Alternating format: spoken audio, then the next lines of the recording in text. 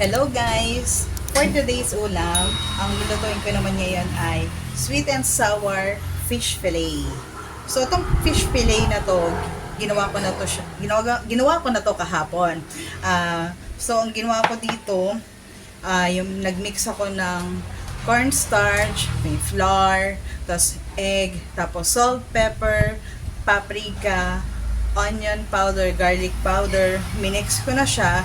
Tapos, saka ko siya dinredge or kinote sa breadcrumbs. Tapos, saka ko siya, nilagay ko sa freezer para mas mabilis na siyang iprito ngayon. So, start na tayo. So, naglagay na ako ng mantika dito. Kailangan ko lang painitin siyang mabuti para maganda yung luto nitong fish fillet. So, yung yung fish, ang ginawa ko, nagpinisaan ko muna siya ng kalamansi para mabawasan or mawala yung lansa ng isda. Bago ko siya kinote ng flour mixture na sinabi ko, yung may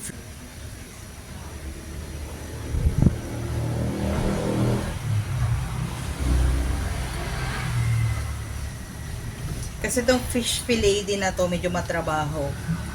Kaya ginawa ko na siya kagabi para ngayon piprito ko na lang siya.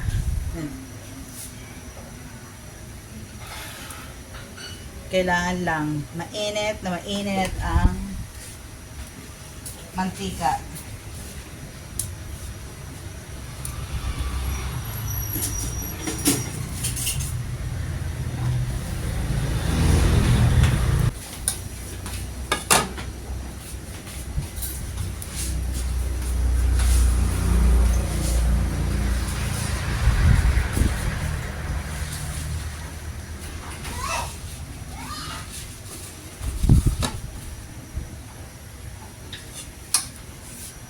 So, habang pinapainit ko tong mantika,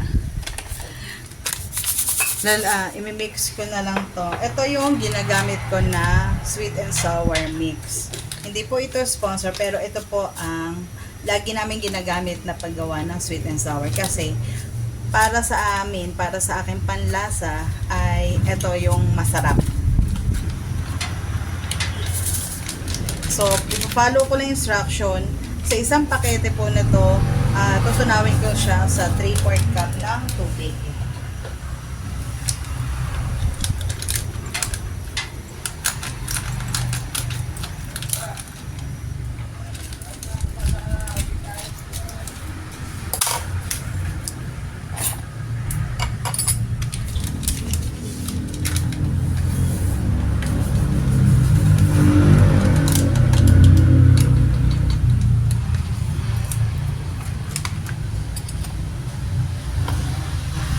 So, ito yung water. Tutunawin ko lang po.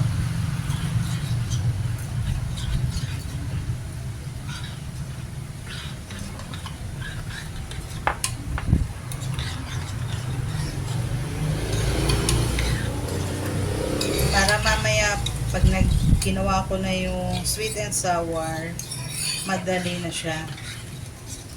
Kasi tunaw na.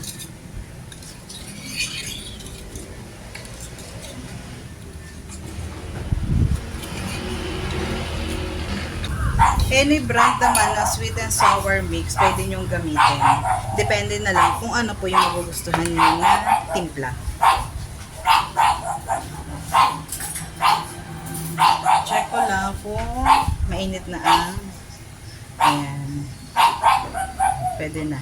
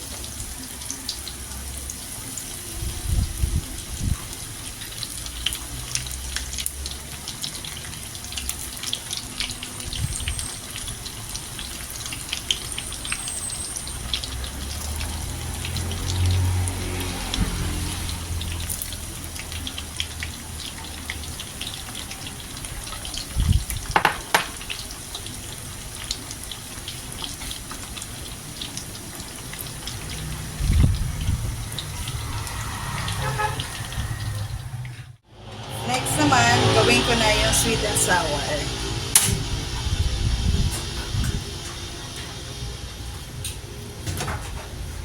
So, lagyan ko lang ng konting mantika.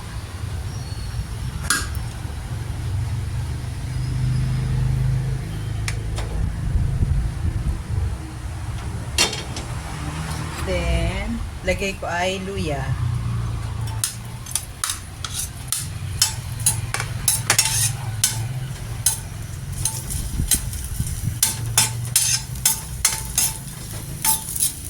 Next, sibuyas.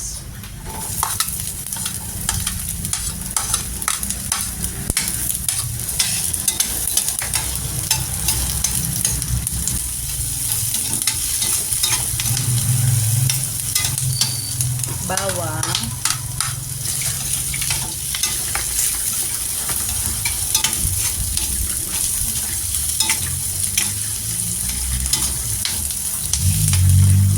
And lagay ko tong carrots.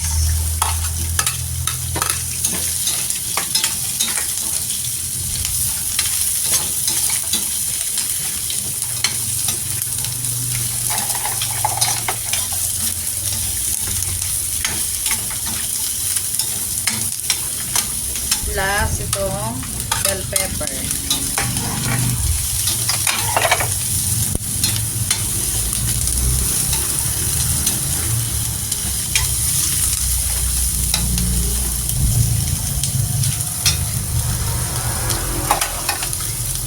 Then, i-add ko na itong sweet and sour mix.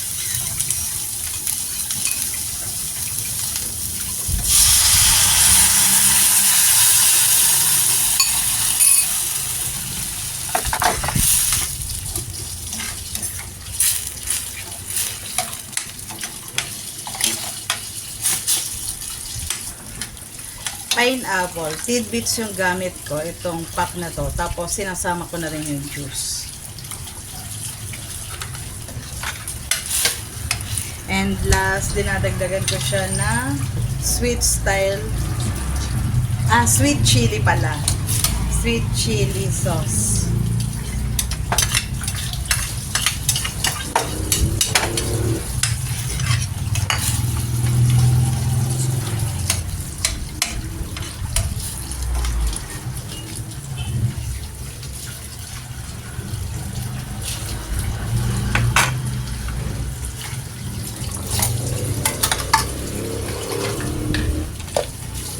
Lagyan ko lang ng salt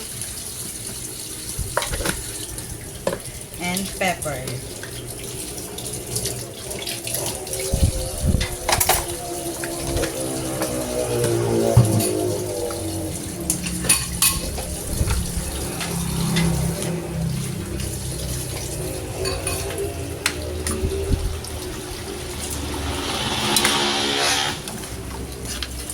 Papakuluan ko lang siya. Tapos, ito-toss ko na yung niluto ko na fish fillet. Diba madali lang? Maganda to pag ano, yung may mga nagmamadali. Ito, pwede nyo lutuin.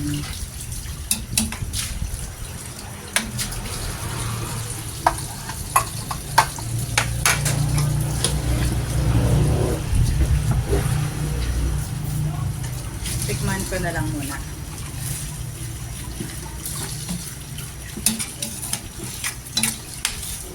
Pero kung may time naman kayo gumawa talaga ng sweet and sour, yung from scratch talaga, ay yun po ang gawin. Pero kung ikay nagmamadali,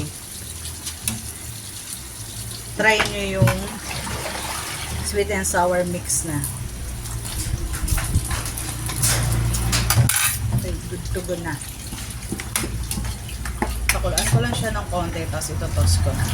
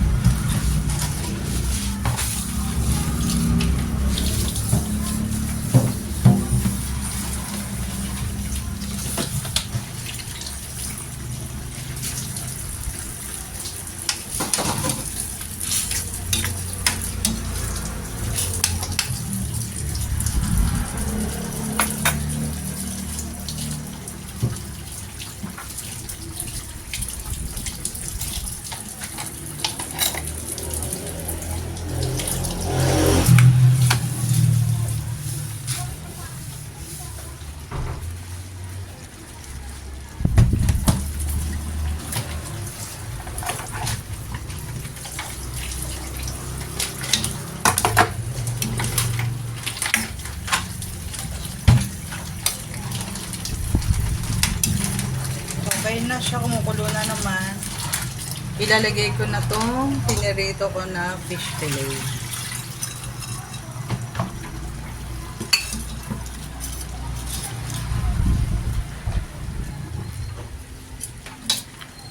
Pwede pong hindi ihalo. Yung ayaw, gusto isa-serve ng separate, pwede siya.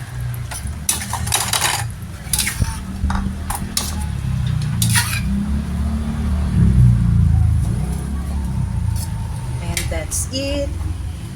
Kain na tayo.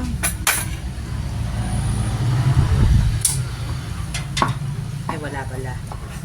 Wait lang. Ay, pwede na. Yan, nakatuloy.